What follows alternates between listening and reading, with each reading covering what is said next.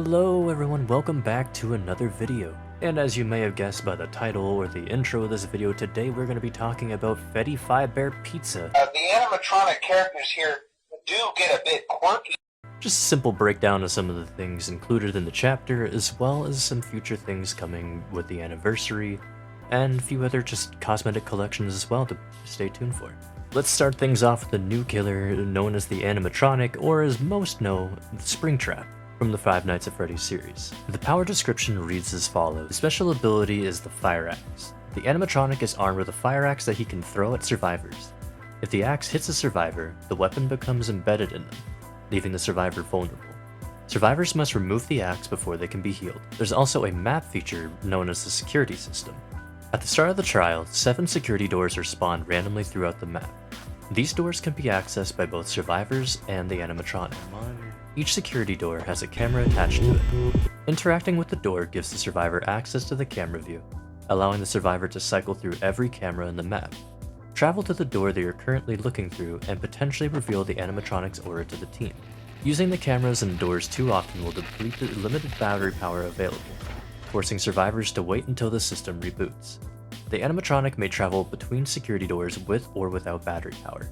If the animatronic enters a security door, they may choose to exit from any other door in the map. Moving to a door already in use by a survivor will cause the animatronic to grab that survivor.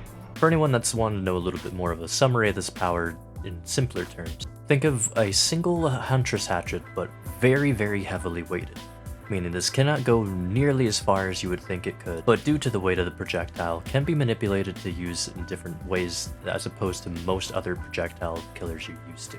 Prime example of this is usually with tall objects. You can toss it way up into the sky and get it just over top of that and land right in front of somebody. Or in more cases you want it to hit directly, but you get the idea.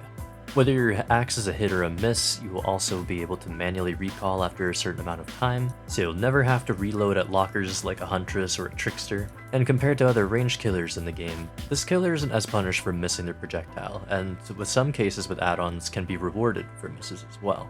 As by default, a missed axe will also have an AoE for Killer Instinct. Killer also has add-ons that benefit from this AoE, such as one that will cause exhaustion to those who walk through it. As for the security system, I've been seeing a lot of comparisons to Xeno's portals, and I would agree in a retrospect that it is a similar idea, but in this case it's also interactable with the survivors, being that both sides can actually use it to move around the map, and instead of survivors having to grab turrets, they get to use a security system to check an eye on the killer. Though keep in mind, of course, while you are on the security system, you are pretty vulnerable, so you gotta be careful. Especially since upon exiting a door, Springtrap will have no terror radius for a short amount of time. One final thing that's a little bit of a new mechanic as well that isn't really mentioned on the power is a grab mechanic. When an axe is launched inside a survivor, the killer can actually get up behind, and instead of lunging for them, you can actually do a grab to immediately put them into your arms. Right now, unfortunately, it doesn't give the same immunities that Wesker's grab has, but I'm hoping with changes that they might consider doing so. And by immunity, I do mean blind immunity, not stun immunity. Now let's quickly go over what 3 perks come with the killer. Starting with Haywire. Exit gate switches with at least 50% progress regress at a rate of 50% of gate opening speed. While they are regressing, survivors see the exit gate lights flickering randomly. Now I will say that I am glad to see that there is actually some exit gate regression coming to the game. I do kinda wish it was more of a just base game thing. It's still a welcome perk to have nonetheless, and especially if it does get use, I'd like to see just how much people are really gonna start 99 gates or if people will actually stop. As well as if the mechanic does feel like a healthy change to the game, they may actually make it as more of a permanent thing, and maybe rework the perk to something else. Similar to when Shadowborn got changed after the FOV slider was introduced. Next up we have Help Wanted. When you damage a generator, it becomes compromised. When the compromised generator is completed, your successful basic attack cooldowns are 25% faster for 60 seconds. For anyone who's confused on the compromised mechanic, it's exactly the same as machine learning from the Singularity, which is simply just kicking a generator and you'll see it highlighted yellow. So when using either of these perks, you always want to be careful of where you're kicking, because if you're spreading your kick out too much, you may never actually get the perk to activate, due to it having to always be a compromised gen that is completed to gain the effect. Now, looking at this perk at face value, I would say that I'm very happy to see there's another compromise perk coming to the game, but I am having troubles of thinking where it would really fit into a lot of builds. Since the majority of the time I would still say, even looking at this, save the best for last typically would be a better option if you're looking for attack cooldown reduction. But that's not to say, of course, that this is going to be useless either. I think with Help Wanted specifically that it's really going to be just test of time to really see where it belongs and if it does belong in the meta or not. Either way, with any perks that come out, I'm always excited to experiment with things and see if I can find something new. And the last perk up, we have Phantom Fear.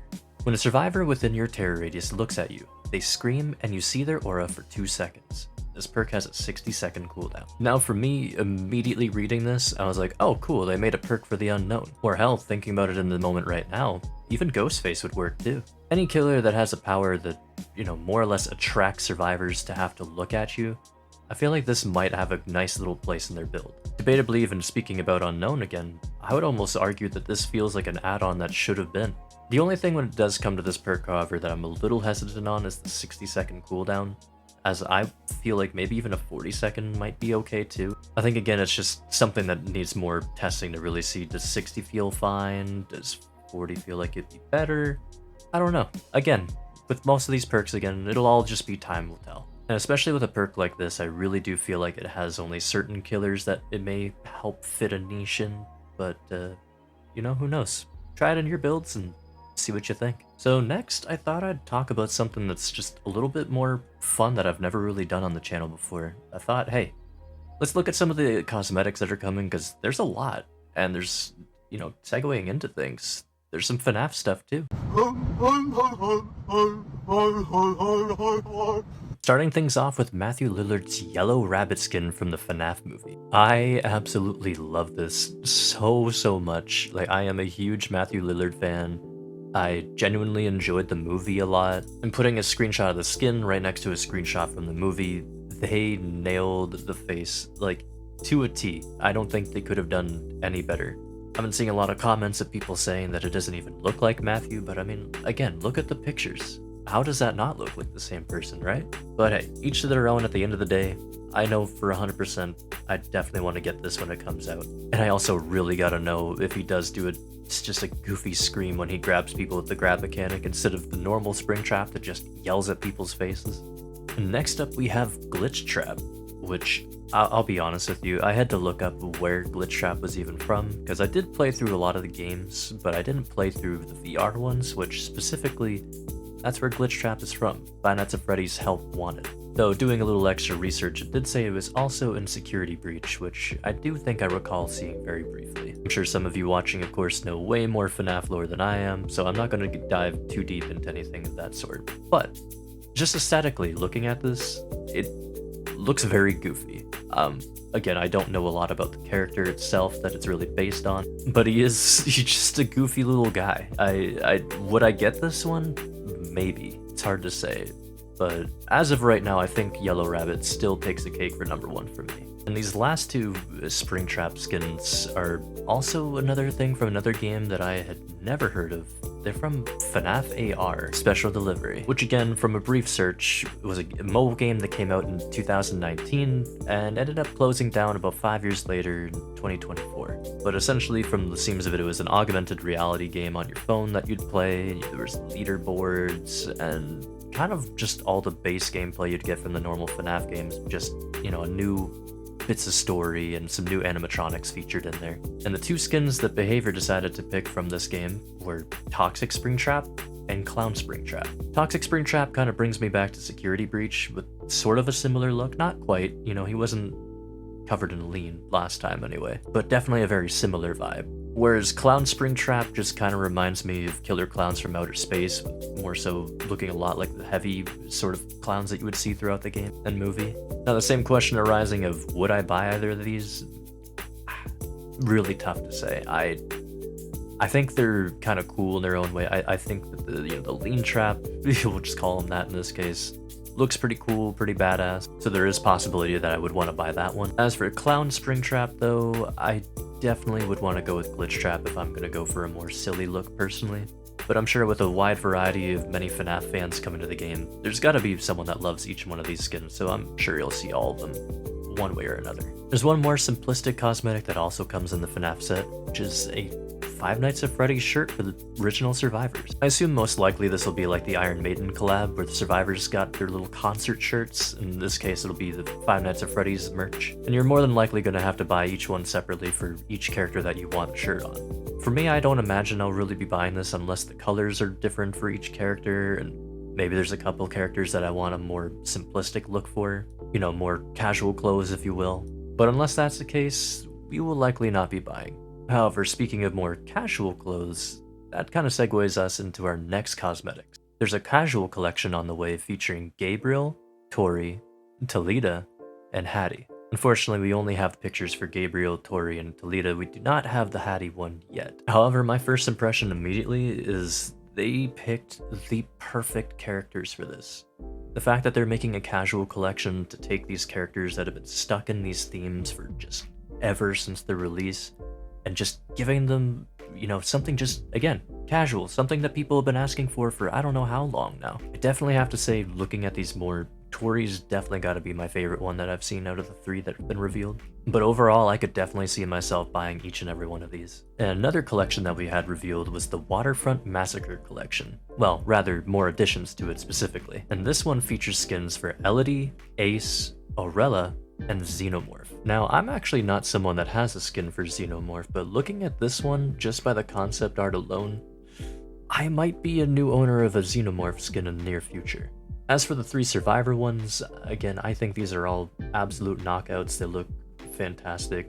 The Ace one is just so funny, and I know so many people are going to be buying this one. And as for Elodie and Aurella's, I'm happy with the way they look. I'm very happy to see that Aurella's already getting a skin so soon again. Just right after release, there's not been a character in ages that's been like that. Lastly, on the cosmetic side of things, we're going to look at all the stuff that's coming to the Twisted Masquerade, which, also to note, it's going to be our last one. So for the usual free rewards, we have more of our Twisted Masquerade masks for the characters, which this time around they did want to fill out every character that was missing on all their originals anyway.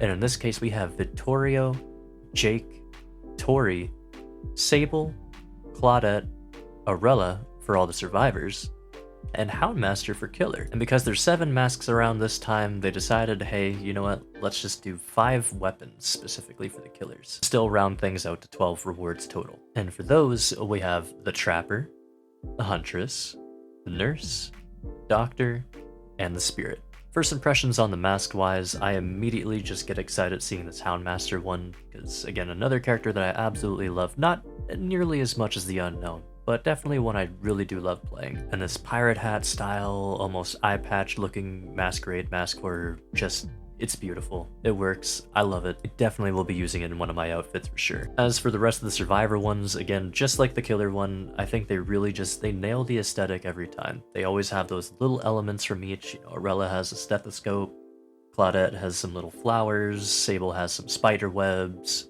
you know, Tori has her little cultist symbol right down the center. They all just feel like they work for the characters though. So again, props to them, they nailed the themes once again. And for the weapons, again, they look really good, really nice and clean. I can definitely see a lot of outfit combos that would work with pretty much all of these.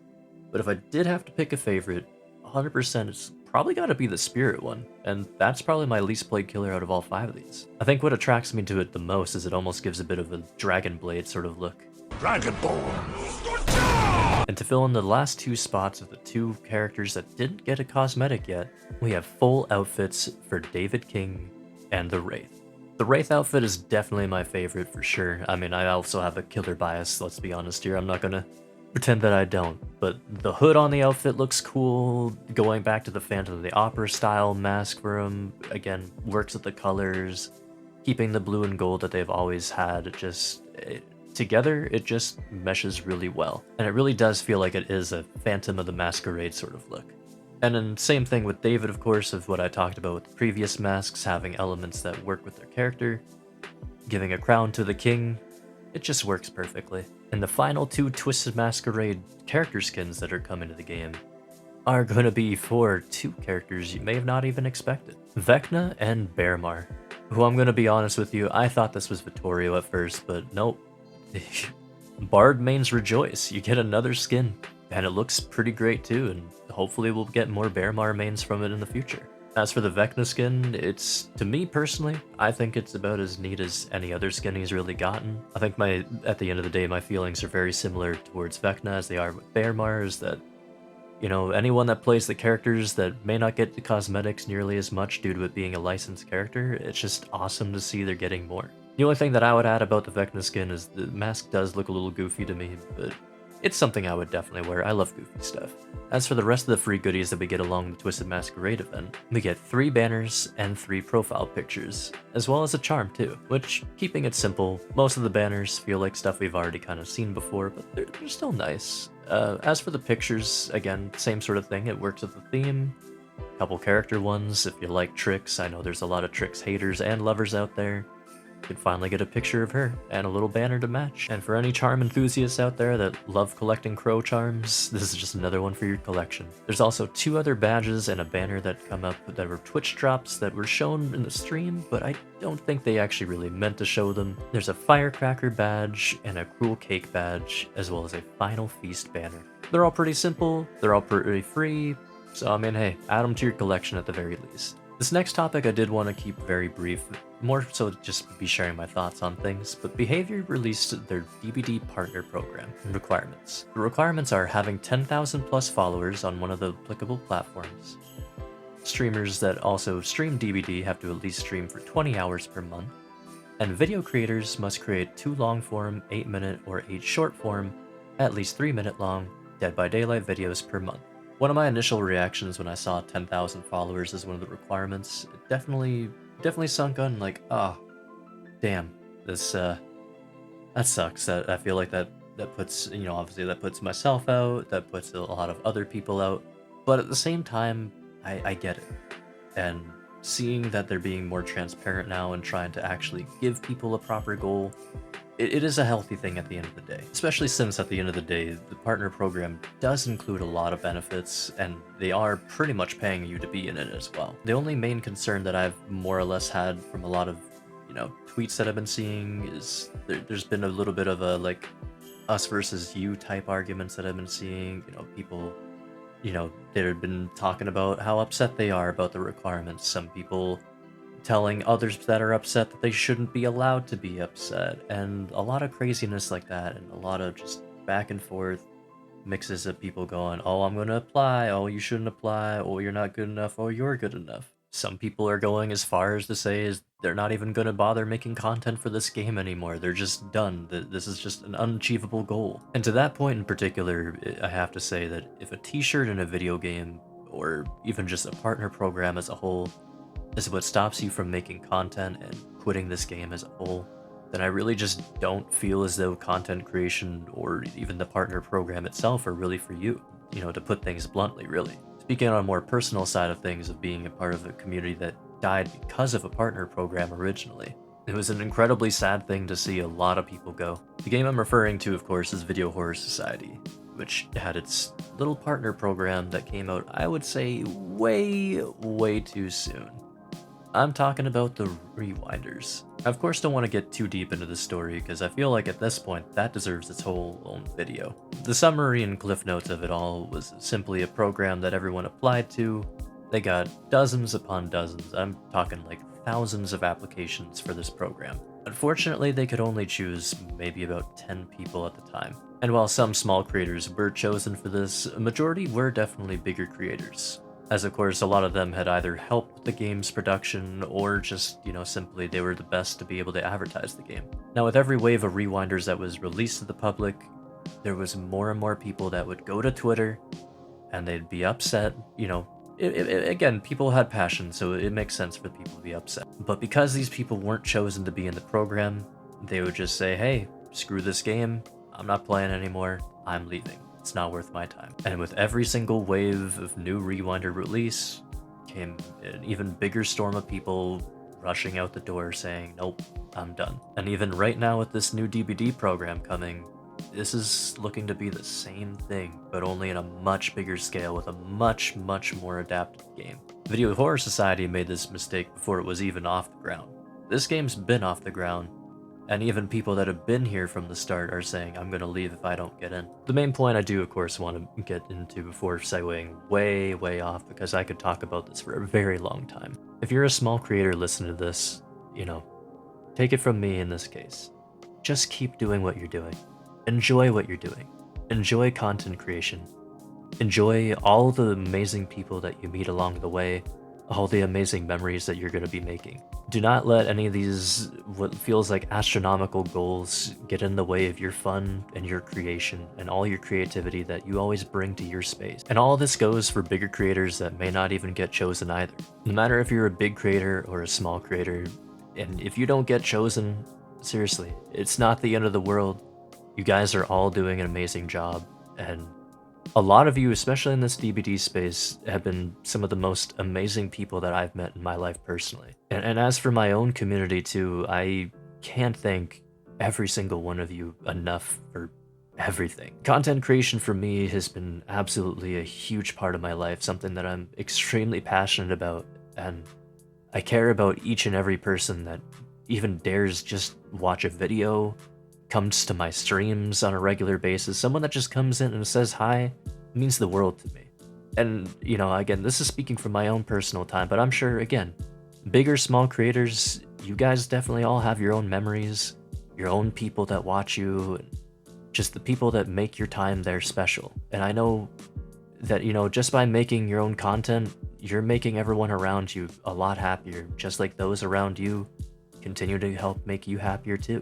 But all this happiness aside, at the end of the day, I just want to put out a nice message out there to tell anyone, no matter how big or small you are in this space, you mean something to somebody, including yourself.